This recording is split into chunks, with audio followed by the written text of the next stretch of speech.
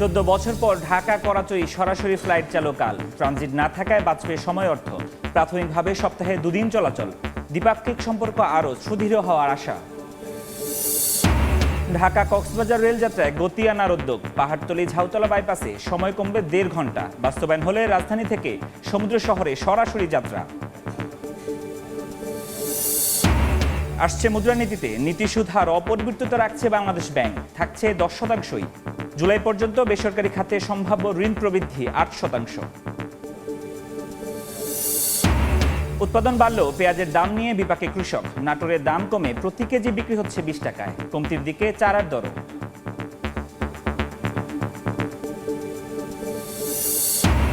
এবং ভারত ইউ ঐতিহাসিক মুক্ত বাণিজ্য চুক্তি সই। মাদার অফ অল ডিল আখ্যা মোদির। অর্থনীতিতে আসবে যুগান্তকারী পরিবর্তন, ধারণা বিশ্লেষকদের।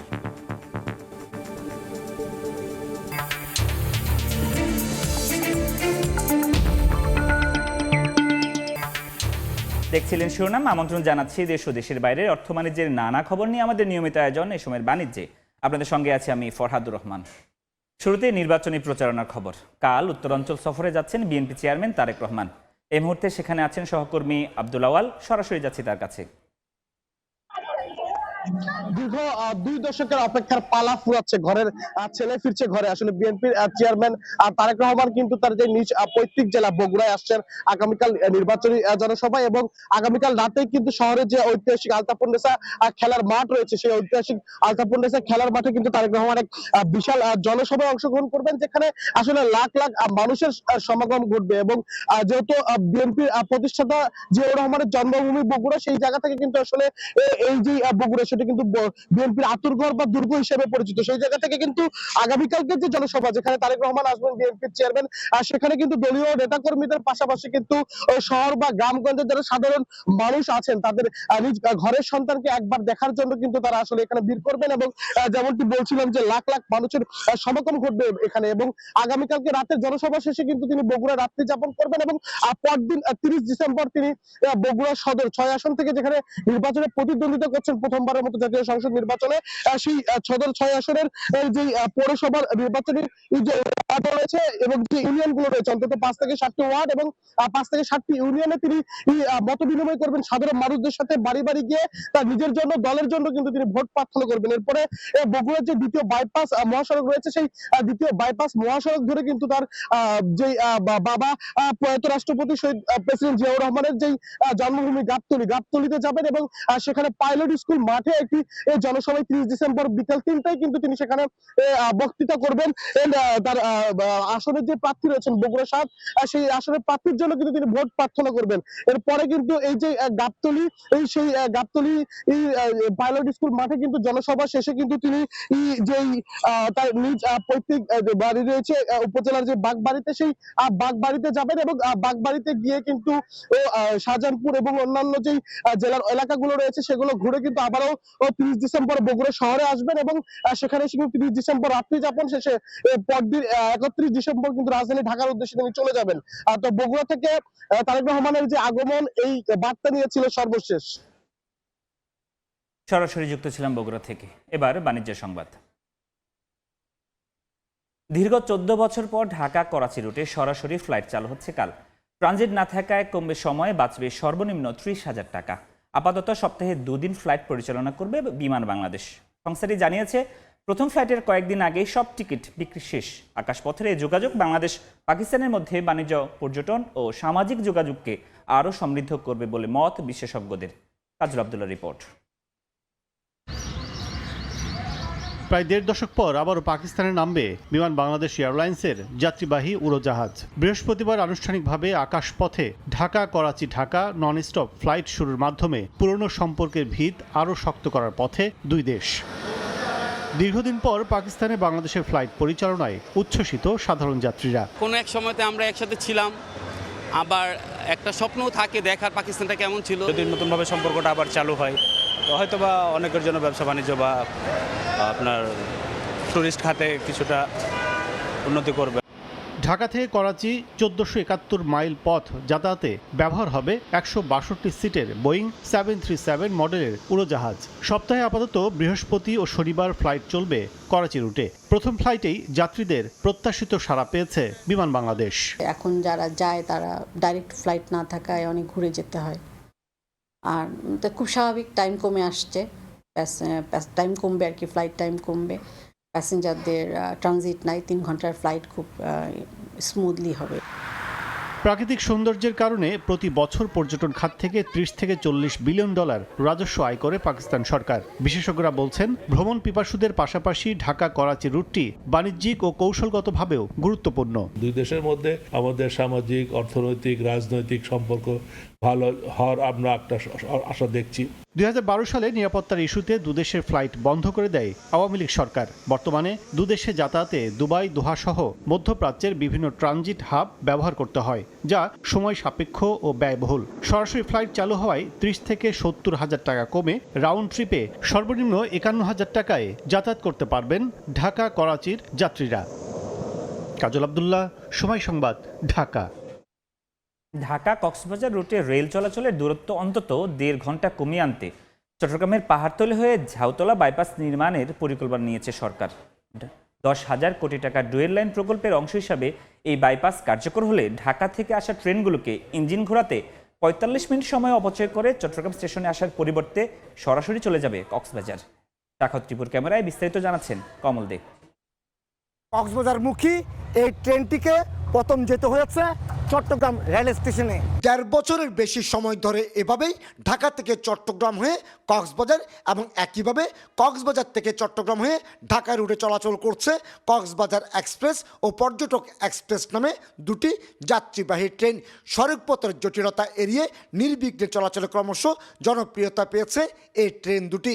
কিন্তু শুধুমাত্র ইঞ্জিন ঘুরিয়ে চট্টগ্রাম কক্সবাজার রেল লাইনে উঠতে গিয়ে ট্রেনগুলোর সময় অপচয় হচ্ছে অন্তত 45 মিনিট। ওদিকে যদি বাইপাস করে দেওয়া যায়, বিশেষ করে ঝাউতলা দিয়ে পাহাড়তলি দিয়ে যদি একটা বাইপাস রোড হয়, তাহলে সেই ক্ষেত্রে সরাসরি ঢাকা থেকে কক্সবাজার পর্যন্ত ডাইরেক্ট চলে যাবে। চট্টগ্রাম কক্সবাজার 168 কিলোমিটার দীর্ঘ রেলপথের যাত্রাপথে বর্তমানে সময় লাগছে 3 থেকে 3.5 ঘন্টা।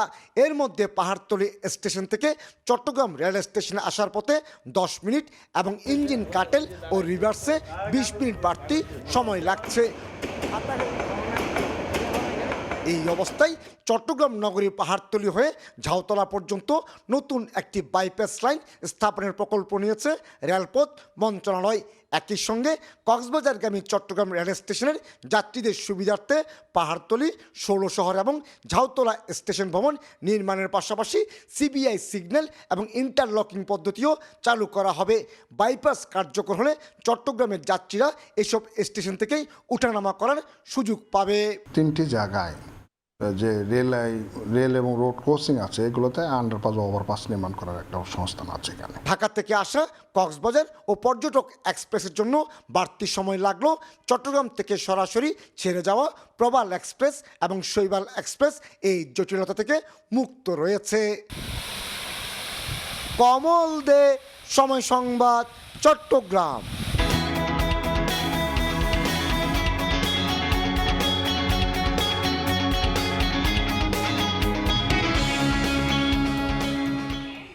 বেনাপোল বন্দর দিয়ে 4টি চালানে 500 মেট্রিক টন বাসমতি সেদ্ধ চাল আমদানি হয়েছে। এই মুহূর্তে বন্দরে আছেন সহকর্মী আজিজুল হক, সরাসরি যাচ্ছি তার কাছে।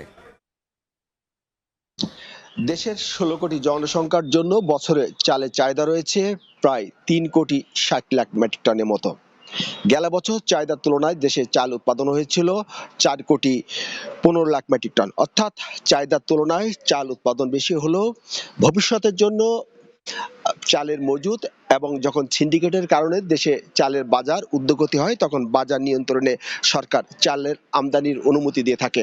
এবছর সরকার দেশের 232 জন আমদানিকারককে প্রায় 2 লাখ মেট্রিক টন চাল আমদানির অনুমতি দিয়েছেন। প্রথম চালানে আমরা দেখতে পেয়েছি বেনাপোল স্থলবন্দর দিয়ে আমদানিকারক মুসাক করিম অ্যান্ড সন্স 14টি ট্রাকে 510 মেট্রিক টন চাল আমদানি করেছেন। আমদানিকারক আমাদেরকে জানিয়েছেন যে শুল্কমুক্ত সুবিধায় এই চাল বেনাপোল বন্দর থেকে সরকার খালাসের অনুমতি দিয়েছেন এবং প্রতি কেজি চাল বেনাপোল বন্দর পর্যন্ত তার আমদানি খরচ পড়ছে 49 টাকা এবং খোলা বাজারে এই সমস্ত চাল 50 টাকায় বিক্রি হবে বলে আমরা জানতে পেরেছি। আপনি জানেন বেনাপোল বন্দরে যে সমস্ত চাল আমদানি হয় তার বড় একটি অংশ কিন্তু আমরা দেখতে পেয়েছি এই সবচেয়ে বেশি এই বেনাপোল বন্দরে আমদানি হয়ে থাকে। এদিকে আমদানি করে আমাদেরকে আরো জানিয়েছেন যে চাল আমদানির কারণে কিন্তু কয়েকদিনের মধ্যে বাজারের দাম কমতে পারে। স্থানীয় বাজার খুঁজে আমরা যেটি জানতে পেরেছি যে বর্তমানে বাজারে স্বর্ণ মোটা চাল 46 থেকে 48 টাকা কেজি, স্বর্ণ চিকনটা 51 থেকে 52, 28 চাল 55 টাকা থেকে 52 টাকা এবং মিনিকেট চাল 53 থেকে 54 এবং বাসমতি চাল কিন্তু 80 থেকে 81 টাকা বিক্রি হচ্ছে। আমরা কথা বলেছি বেনাপোল স্থলবন্দর কর্তৃপক্ষের সাথে। স্থলবন্দর কর্তৃপক্ষ আমাদেরকে জানিয়েছেন ইতিমধ্যে চাল বেনাপোল বন্দরে এসেছে এবং খালাসের প্রস্তুতি চলছে। দ্রুত যেন এই ব্যবসায়ীরা এই চাল বন্দর থেকে খালাস নিতে পারে তার জন্য তারা সব ধরনের নির্দেশনা দিয়েছেন। তো এই ছিল বেনাপোল স্থলবন্দর থেকে যে চাল চাহিদা বাড়ায় ভারত থেকে আজকে চাল আমদানি হয়েছে তার সর্বশেষ। সরাসরি যুক্ত ছিলাম বেনাপোল স্থলবন্দর থেকে। মোংলাকে রিজিওনাল পোর্ট হিসেবে গড়ে তোলার পরিকল্পনা নিয়ে কাজ করছে সরকার ও বন্দর কর্তৃপক্ষ। মোংলা বন্দর কর্তৃপক্ষের তথ্য, পণ্য হ্যান্ডেলিং এর সক্ষমতা কয়েক গুণ বাড়ায়, প্রতিনিয়ত আমদানি রফতানি বাড়ছে। চলতি অর্থ বছরে জুলাই থেকে জানুয়ারি পর্যন্ত মোট 470টি বাণিজ্যিক জাহাজ ভিড়েছে মোংলা বন্দরে। গাড়ির জাহাজ আছে 16টি, যা থেকে আমদানি করা রিকন্ডিশন গাড়ি খালাস হয়েছে 5,739টি। এছাড়া 30টি কন্টেইনার জাহাজে করে 19,869টি হাউস কন্টেইনার বোঝায় বিভিন্ন পণ্য নিয়ে মোংলা বন্দরে খালাস হয়েছে। এ সময়ে 70,50,000 মেট্রিক টন পণ্য আমদানি রফতানি হয়েছে মোংলা বন্দরে। এ পর্যায়ে জানবো পুঁজিবাজারের খবর। সবশেষ জানতে চলে যাব দেশের প্রধান পুঁজিবাজার ঢাকা স্টক এক্সচেঞ্জের ওয়েবসাইটে। আজকে যেটি দেখতে পাচ্ছি ঢাকার প্রধান পুঁজিবাজারের ক্ষেত্রে আমরা যেটি দেখেছি ঊর্ধ্বমুখী প্রবণতায় লেনদেন চলছে এবং সেক্ষেত্রে আমরা দেখতে পাচ্ছি যে ডিএসসি প্রধান সূচক যেটি আছে ডিএসসি এক্স, সেটির ক্ষেত্রে 44 পয়েন্ট এখন পর্যন্ত বেড়েছে আর ডিএসসি সরিয়া সূচকের ক্ষেত্রে বেড়েছে 8 পয়েন্ট। ডিএসসি এক্স প্রধান সূচক অবস্থান করছে আমরা দেখতে পাচ্ছি প্রায় 5,183.81 পয়েন্টে। একই ধরনের প্রবণতা বাকি দুই যে সূচক সেটির ক্ষেত্রে আমরা দেখতে পাচ্ছি যে 7 পয়েন্ট বেড়েছে সরিয়া সূচকে, আর বাছাইকৃত সূচক যেটি আছে সেক্ষেত্রে পয়েন্ট বেড়েছে 19.42 পয়েন্ট এবং সেটি এখন অবস্থান করছে আমরা দেখতে পাচ্ছি 1996.36 পয়েন্টে। 1 ঘন্টা 15 মিনিটের মতন লেনদেন হয়েছে। আমরা যেটি দেখতে পাচ্ছি প্রায় 200 কোটি টাকার উপর, অর্থাৎ যদি একেবারে স্পেসিফিকলি বলি 222,90,00,000 টাকার মতন শেয়ার কিন্তু এখন পর্যন্ত বিক্রি হয়েছে। এবং এক্ষেত্রে যেটি আসলে দেখা যাচ্ছে যেসব প্রতিষ্ঠানের দাম বেড়েছে তার সংখ্যা 219টি এবং দাম কমেছে 93টি প্রতিষ্ঠানের শেয়ারের এবং দাম অপরিবর্তিত রয়েছে। আমরা দেখতে পাচ্ছি যে 72টি প্রতিষ্ঠানের শেয়ারের দাম। আমরা এখন পর্যন্ত যে 222 কোটি টাকার লেনদেন হচ্ছে সেক্ষেত্রে কোন প্রতিষ্ঠান কত টাকা আসলে তাদের শেয়ার বিক্রি করেছে সেটির খবর একটু জানবো। এখন পর্যন্ত যেটি দেখা যাচ্ছে প্রায় 7টি প্রতিষ্ঠান অন্তত 5 কোটি টাকার শেয়ার তারা বিক্রি করেছে এবং সেটির ক্ষেত্রে আমরা দেখতে পাচ্ছি সবচেয়ে বেশি শেয়ার বিক্রি করেছে বেক্সিমকো ফার্মা এবং তাদের শেয়ার বিক্রির পরিমাণ দাঁড়িয়েছে 9,57,00,000 টাকা এবং সেটি এখন তাদের প্রত্যেকটি শেয়ার বিক্রি হচ্ছে অন্তত 117 টাকা এবং যেটি আসলে গত যে কার্য দিবস ছিল সেটির থেকে একটু হলেও বেশি। অর্থাৎ এই প্রতিষ্ঠানের শেয়ারের প্রতি আমরা দেখতে পাচ্ছি যে বিনিয়োগকারীদের আগ্রহ বাড়ছে এবং তার পরবর্তী অবস্থানে আছে ব্র্যাক ব্যাংক। তাদের প্রত্যেকটি শেয়ার এখন বিক্রি হচ্ছে 73 টাকা 30 পয়সা এবং এই শেয়ারেরও শেয়ার বিক্রির যে পরিমাণ সেটি কিন্তু প্রায় বেক্সিমকো ফার্মার কাছাকাছি। আমরা যেটি দেখতে পাচ্ছি প্রায় 8,78,00,000 টাকা শেয়ার এখন পর্যন্ত তারা বিক্রি করেছে এবং তারপরে ওরিয়ন ইনফ্লুয়েন্স আছে, তারা শেয়ার বিক্রি করেছে 7 কোটি। অর্থাৎ এই যে প্রবণতা সেই প্রবণতার ধারাবাহিকতা আমরা চতুর্থ অবস্থানে যে প্রতিষ্ঠানটি আছে তার ক্ষেত্রেও দেখতে পাচ্ছি। ইসলামী ব্যাংক, তাদের প্রত্যেকটি শেয়ার এখন বিক্রি হচ্ছে 42 টাকা 70 পয়সা এবং তারাও প্রায় 6 কোটি টাকার উপরে শেয়ার বিক্রি করেছে। অর্থাৎ এই 3 থেকে 4টি প্রতিষ্ঠান কিন্তু অন্তত 6 থেকে 9 কোটি টাকা পর্যন্ত শেয়ার বিক্রি করেছে। পঞ্চম অবস্থানে মীর আখতার, তারা প্রত্যেকটি শেয়ার এখন বিক্রি করছে এবং বিক্রি হচ্ছে তাদের 29 টাকা 10 পয়সা এবং এক্ষেত্রে তারা যেটি দেখা গেছে গত যে কার্য দিবস সেই কার্য দিবসে তাদের প্রত্যেকটি শেয়ার বিক্রি হয়েছিল 27 টাকার কিছু বেশি। অর্থাৎ এই প্রতিষ্ঠানের উপরও কিন্তু বিনিয়োগকারীদের আগ্রহ আমরা বাড়তে দেখছি। এশিয়া ইন্স্যুরেন্সের ক্ষেত্রেও দেখছি তারা অন্তত 5 কোটি টাকা শেয়ার বিক্রি করেছে এবং সেই যে শেয়ার বিক্রি করেছে তার পরবর্তী অবস্থানের কাছাকাছি আরো দুটি প্রতিষ্ঠান কিন্তু এই 5 কোটি টাকার মতনই শেয়ার বিক্রি করেছে। অর্থাৎ যে প্রবণতা আমরা গতকালকেও দেখেছি, অর্থাৎ ঊর্ধ্বমুখী প্রবণতায় শেয়ারের লেনদেন বেড়েছে, প্রায় 600 কোটি টাকার উপর শেয়ার বিক্রি হয়েছে, সেটি কিন্তু আজকেও অর্থাৎ এই যে 1 ঘন্টা 15 থেকে 16 মিনিট শেয়ার বিক্রি হচ্ছে, সেটির ক্ষেত্রে এই প্রবণতা কিন্তু এই প্রতিষ্ঠানের শেয়ার বিক্রির পরিমাণের উপর কিন্তু আমরা দেখতে পাচ্ছি। এবং সপ্তম অবস্থানে রয়েছে স্কয়ার ফার্মা, তারা এখন পর্যন্ত 5 কোটি টাকার শেয়ার বিক্রি করেছে এবং তাদের প্রত্যেকটি শেয়ার বিক্রি হচ্ছে 220 টাকা 30 পয়সায়। এবং এই প্রতিষ্ঠানের শেয়ার গত কার্য দিবসে ছিল 212 টাকা, এবং সেই যে 12 টাকা তার ক্ষেত্রে অর্থাৎ আমরা দেখতে পাচ্ছি যে এই প্রতিষ্ঠানের উপরও কিন্তু বিনিয়োগকারীদের আগ্রহ কিন্তু বাড়ছে। তো এই ছিল আমার কাছে এবং ডিএসসির ওয়েবসাইট থেকে শেয়ার বাজারের সবশেষ আপডেট। ঢাকা আন্তর্জাতিক বাণিজ্য মেলায় ক্রেতাদের জন্য ইলেকট্রনিক পণ্যের উপর আকর্ষণীয় মূল্য ছাড় দিচ্ছে ভিশন ইলেকট্রনিক্স। মেলায় ভিশন প্যাভিলিয়ন থেকে পণ্য কিনলে ক্রেতারা পাবেন সর্বনিম্ন 10% থেকে সর্বোচ্চ 25% পর্যন্ত মূল্য ছাড়। এবার মেলায় প্রতিষ্ঠানটির প্রায় 300টি ইলেকট্রনিক পণ্য প্রদর্শন করা হচ্ছে। এর মধ্যে voice control AC, smart fridge আর নতুন ফিচারের টিভি সহ 20টিরও বেশি নতুন পণ্য রয়েছে।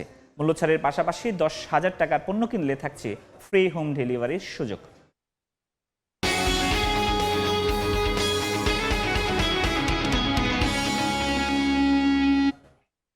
আসছে মুদ্রানীতিতে নীতির সুদের হার অপরিবর্তিত রাখার সিদ্ধান্ত নিয়েছে বাংলাদেশ ব্যাংক। 10% থাকছে নীতি সুদের হার। এছাড়া 2026-এর জুলাই পর্যন্ত বেসরকারি খাতের ঋণ প্রবৃদ্ধি ধরা হয়েছে 8%। মঙ্গলবার বিকেলে বোর্ড সভায় সভাপতিত্ব করেন বাংলাদেশ ব্যাংক গভর্নর। বোর্ডের সিদ্ধান্ত অনুযায়ী ব্যাংক বহির্ভূত দুর্বল 9 আর্থিক প্রতিষ্ঠানের 3টিকে 3 মাস সময় দেওয়া হবে। বাকি 6টি অবসায়ন করার সিদ্ধান্তে সম্মতি দিয়েছে বোর্ড। এর আগে শুনানিতে নিজেদের পরিকল্পনা জানায় ব্যাংক বহির্ভূত 9 আর্থিক প্রতিষ্ঠান। তার প্রেক্ষিতে Bangladesh industrial finance company, GSP finance, prime finance and investments লিমিটেডকে 3 মাস সময় দেওয়া হয়। তবে FAS finance, premier leasing, first finance, Aviva finance, people leasing, international লিজিংকে অবসায়নের অনুমোদন দেয় বোর্ড।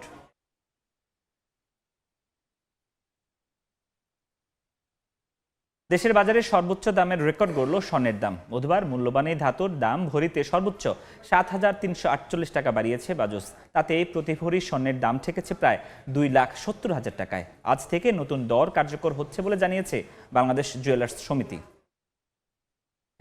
ভূরাজনৈতিক উদ্বেগে বিশ্ববাজারে নিরাপদ বিনিয়োগের মাধ্যম স্বর্ণের দাম বাড়ছে ধারাবাহিকভাবে। প্রথমবারের মতো প্রতি আউন্সের দাম ছাড়িয়েছে $5,200।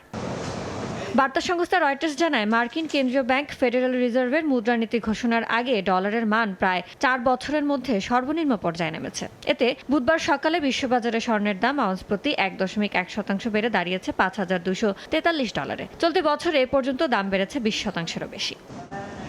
বিশ্ববাজারের প্রভাবে দেশেও রেকর্ড ছুঁয়েছে স্বর্ণের দাম। বুধবার সকালে মূল্যবান এই ধাতুর দাম ভরিতে সর্বোচ্চ 7,348 টাকা বাড়িয়েছে বাংলাদেশ জুয়েলার্স সমিতি বাজুস। এতে দেশের বাজারে 22 ক্যারেটের প্রতি ভরি স্বর্ণের দাম পড়ছে 2,69,788 টাকা। এছাড়া 21 ক্যারেট 2,57,483 টাকা, 18 ক্যারেট 2,20,741 টাকা এবং সনাতন পদ্ধতির প্রতি ভরি পড়বে 1,81,725 টাকা। এ নিয়ে চলতি বছর দেশের বাজারে 15 বারের মতো সমন্বয় করা হলো স্বর্ণের দাম, যেখানে 12 দফা দাম বাড়ানোর বিপরীতে কমানো হয়েছে মাত্র 3 বার। ইয়ানুর শিফাত, সময় সংবাদ।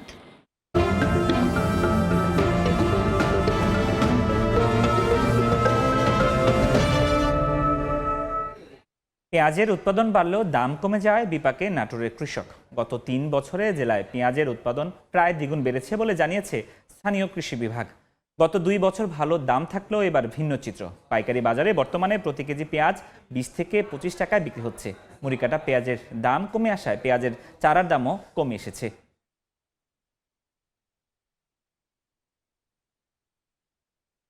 তীব্র শীত আর ঘন কুয়াশার সুযোগে চাঁপাইনবাবগঞ্জের বিভিন্ন সীমান্ত দিয়ে বেড়েছে ভারতীয় গরু চোরাচালান।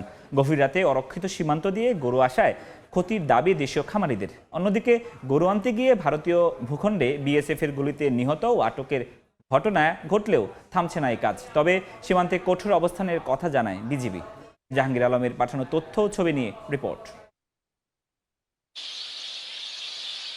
শীত মৌসুমে ঘন কুয়াশায় আচ্ছন্ন চাঁপাইনবাবগঞ্জ।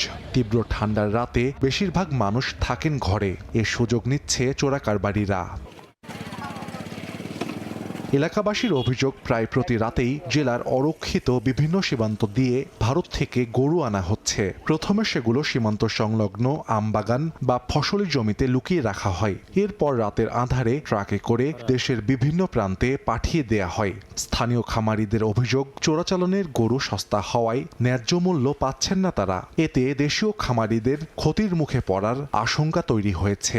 কিছু অসাধু কারবারি বিভিন্ন সময় সীমান্তের উপর থেকে গরু নিয়ে আসছে, এতে করে খামারিরা ক্ষতিগ্রস্ত হবে। ঘন কুয়াশাতে তারা বেশি ভারতে যায় অবৈধভাবে। প্রধান কারণ হচ্ছে সীমান্তবর্তী এলাকার মানুষজন দারিদ্র্যের কষাঘাটে জর্জরিত। প্রশাসনের অবশ্যই গাফলতি আছে এবং প্রশাসনেরও একটা সিন্ডিকেট আছে। 10,000 করে বেশি পেতাম মানে গরুর প্রতি, এরকম মনে হচ্ছে, কিন্তু এখন ওই ইন্ডিয়া থেকে গরু আসার কারণে আমাদের বাজার কম। খামারি যেগুলা আগে কিনা গরু থাকে সেগুলা কম দামে বিক্রি করতে হয়, একটু লসের দিকে থাকে খামারিরা এই সময়টায়। চোরাইভাবে যে গরুটা আসছে সেটা অবশ্যই বন্ধ হওয়া উচিত। এটা আসলে খামারিদের জন্য খুবই ক্ষতিকর আসলে একটা। সীমান্ত পেরিয়ে ভারতে গরু আনতে গিয়ে বিএসএফ এর গুলি ও নির্যাতনের ঘটনা ঘটছে প্রায়। তারপরও গরু চোরাচালান কমছে না। বিজিবি বলছে এসব অপরাধ কমাতে সীমান্তে কঠোর অবস্থান নেওয়া হয়েছে। আগের থেকে আরো বেশি তৎপরতার সাথে কাজ করছি ইনশাল্লাহ।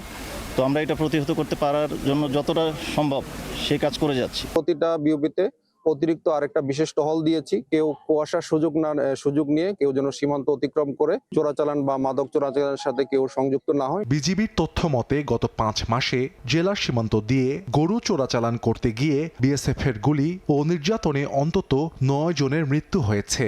আর গত 1 বছরে শতাধিক গরু মহিষ জব্দ করেছে চাঁপাইনবাবগঞ্জের 53 বিজিবি ব্যাটালিয়ন। সময় সংবাদ, চাঁপাইনবাবগঞ্জ। দুগ্ধশিল্পে বিশেষ অবদান রাখা খাঁটি খামারিদের সম্মাননা দিতে যাচ্ছে দেশের শীর্ষস্থানীয় তরল দুধের ব্র্যান্ড প্রাণ দুধ।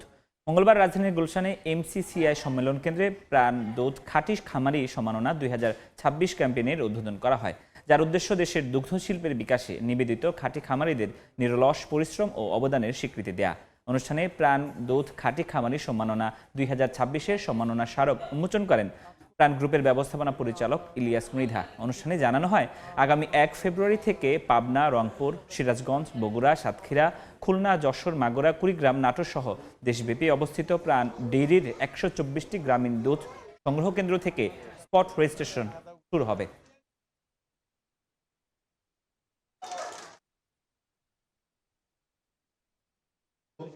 কৃষকদের পাশে থাকবেন আর কৃষকদের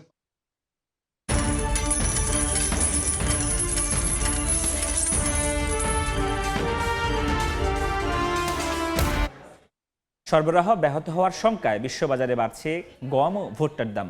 উৎপাদন কমায় ঊর্ধ্বমুখী চালের দাম, যা অক্টোবরের পর সর্বোচ্চ, তবে কমতির দিকে বাড়লেই। আবহাওয়াজনিত কারণে সরবরাহ ব্যাহত হওয়ার সংখ্যা কমে যাওয়ায় সপ্তাহ ব্যবধানে গমের দাম 3.60% বেড়ে বুশেল প্রতি $5.26 দাঁড়িয়েছে। আর মাস ব্যবধানে বেড়েছে 2.54%। পর্যাপ্ত উৎপাদন না হওয়ার শঙ্কা বিরাজ করায় বিশ্ববাজারে চালের দাম গেল অক্টোবরের পর থেকে সর্বোচ্চে পৌঁছেছে। সপ্তাহ ব্যবধানে প্রতি 100 পাউন্ডের দাম 1.58% বেড়ে দাঁড়িয়েছে $10.96। আর মাস ব্যবধানে বেড়েছে 15.25%। সরবরাহ নিয়ে উদ্বেগ বিরাজ করায় সপ্তাহ ব্যবধানে প্রতি বুশেল ভুট্টার দাম 1.38% বেড়ে দাঁড়িয়েছে $4.27। তবে মাস ব্যবধানে কমেছে 3.32%। এদিকে সপ্তাহ ব্যবধানে বার্লির দাম টনপ্রতি 6.94% কমে নেমেছে $22.92। মাস ব্যবধানে কমেছে 7.89%। ইয়ানুর শিফাত, সময় সংবাদ। দীর্ঘদিনের আলোচনার পর ঐতিহাসিক মুক্ত বাণিজ্য চুক্তি স্বাক্ষর করেছে ভারত ও ইউরোপীয় ইউনিয়ন। স্থানীয় সময় মঙ্গলবার ভারতের প্রধানমন্ত্রী নরেন্দ্র মোদী তার বক্তব্যে একে মাদার অফ অল ডিল বলে আখ্যা দেন। এটি কার্যকর হলে ভারতের অর্থনীতিতে যুগান্তকারী পরিবর্তন আসবে বলে ধারণা বিশ্লেষকদের। মার্কিন শুল্কের চাপে বিশ্ব বাণিজ্যের টালমাটাল অবস্থাতে ইউরোপের সঙ্গে আলোচনায় বাজিমাত করেছেন ভারতের প্রধানমন্ত্রী নরেন্দ্র মোদী। ইউরোপীয় ইউনিয়নের সঙ্গে ভারতের মুক্ত বাণিজ্য চুক্তি নিয়ে দীর্ঘদিন ধরে চলা আলোচনা অবশেষে আলোর মুখ দেখছে। স্থানীয় সময় মঙ্গলবার নয়াদিল্লিতে দ্বিপক্ষীয় বৈঠক শেষে দুই দেশের মধ্যে চুক্তি চূড়ান্ত হয়েছে বলে ঘোষণা দেন মোদী। একে মাদার অফ অল ডিল বলে আখ্যা দেন তিনি। भारत और यूरोपियन यूनियन के बीच एक बहुत बड़ा एग्रीमेंट हुआ। গতকালই ভারত ও ইউরোপীয় ইউনিয়ন একটি বড় চুক্তি স্বাক্ষর করেছে। বিশ্বজুড়ে লোকেরা এটিকে মাদার অফ অল ডিল হিসেবে উল্লেখ করছেন। এই চুক্তিটি 140 কোটি ভারতীয় এবং ইউরোপীয় দেশগুলোর লাখ লাখ মানুষের জন্য বিভিন্ন সুযোগ তৈরি করবে। यूरोपीय देशों के करोड़ों लोगों के लिए बहुत बड़े अवसर लेकर आया है। চুক্তি অনুযায়ী পণ্যের উপর শুল্ক কমানোর সিদ্ধান্ত নিয়েছে সংশ্লিষ্ট দেশগুলো। এর অংশ হিসেবে ইউরোপীয় গাড়ি, যন্ত্রপাতি, রাসায়নিক ও বৈদ্যুতিক সরঞ্জামে শুল্ক কমানো হবে। পর্যায়ক্রমে খরচ কমবে বিমান ও মহাকাশযানেও। ভারতের গাড়ির বাজারে 110% শুল্ক কমে 10% হবে। তবে দুগ্ধজাত পণ্য, চিনি ও কৃষি পণ্যে শুল্ক বহাল থাকবে। ব্রাসেলসের দাবি, এই চুক্তি কার্যকর হলে ভারতের বাজারে বিনিয়োগ বাড়বে, ইউরোপের বাজারে প্রবেশাধিকার বাড়বে নয়াদিল্লির। ইউরোপীয় ইউনিয়নের 27টি দেশের সঙ্গে ভারতের পণ্যের সরবরাহ ব্যবস্থা আরও উন্নত হবে। মোদী প্রশাসন বলছে, এটি ভারতের কৃষক ও ছোট ব্যবসার জন্য ইউরোপীয় বাজারে সহজে পণ্য পৌঁছানোর বড় সুযোগ। পাশাপাশি উৎপাদন এবং পরিষেবা খাতেও আমূল পরিবর্তনের সম্ভাবনা রয়েছে। বাণিজ্য চুক্তির পাশাপাশি নিরাপত্তা, প্রতিরক্ষা ও জলবায়ু সহযোগিতা নিয়েও দুই পক্ষের মধ্যে আলোচনা চলমান। ভারতীয় প্রতিরক্ষা মন্ত্রী রাজনাথ সিং জানান, ইউরোপীয় কমিশনের ভাইস প্রেসিডেন্ট কাজা কাল্লাসের সঙ্গে নিরাপত্তা ও প্রতিরক্ষা বিষয়ে কথা বলেছেন তিনি। এ সময় সম্মিলিতভাবে ভবিষ্যতের বিপদ মোকাবিলায় নিজেদের প্রস্তুত করে তোলার ব্যাপারে পদক্ষেপ নেওয়ার কথা বিবেচনা করেন তারা। সামুদ্রিক নিরাপত্তা ও সাইবার হুমকি নিয়েও আলোচনা করেন। সাদিয়া তাসনিম, সময় সংবাদ। ফ্রান্সের ন্যাশনাল অ্যাসেম্বলিতে 15 বছরের কম বয়সীদের জন্য সামাজিক যোগাযোগ মাধ্যম নিষিদ্ধের প্রস্তাব পাশ হয়েছে। চূড়ান্ত অনুমোদনের জন্য বিলটিকে উচ্চকক্ষে পাঠানো হয়েছে। সেখানে অনুমোদন পেলে আগামী শিক্ষাবর্ষ থেকে আইনটি কার্যকরের তাগিদ দিয়েছে এলএসি প্রাসাদ। প্রস্তাব অনুযায়ী 15 বছরের নিচে কিশোর কিশোরীরা স্ন্যাপচ্যাট, ইনস্টাগ্রাম ও টিকটকের মতো প্ল্যাটফর্ম ব্যবহার করতে পারবে না। শিশুদের মানসিক স্বাস্থ্যের সুরক্ষা নিশ্চিত করতে এই পদক্ষেপ বলে জানান প্রেসিডেন্ট ইমানুয়েল ম্যাক্রন।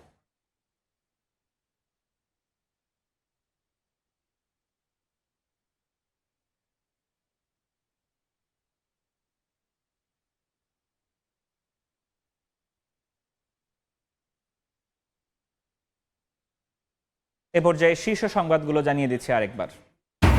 14 বছর পর ঢাকা করাচি সরাসরি ফ্লাইট চালু কাল। ট্রানজিট না থাকায় বাঁচবে সময়, অর্থ। প্রাথমিকভাবে সপ্তাহে 2 দিন চলাচল, দ্বিপাক্ষিক সম্পর্ক আরও সুদৃঢ় হওয়ার আশা।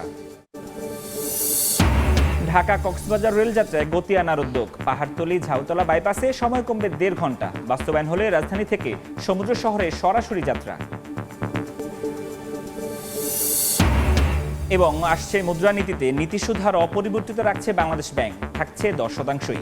জুলাই পর্যন্ত বেসরকারি খাতে সম্ভাব্য ঋণ প্রবৃদ্ধি 8%।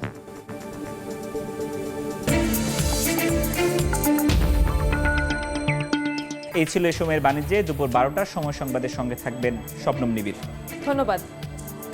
দুপুর 12টার সময় সংবাদ নিয়ে আসছে কিছুক্ষণ পরে, সঙ্গেই থাকুন সময়।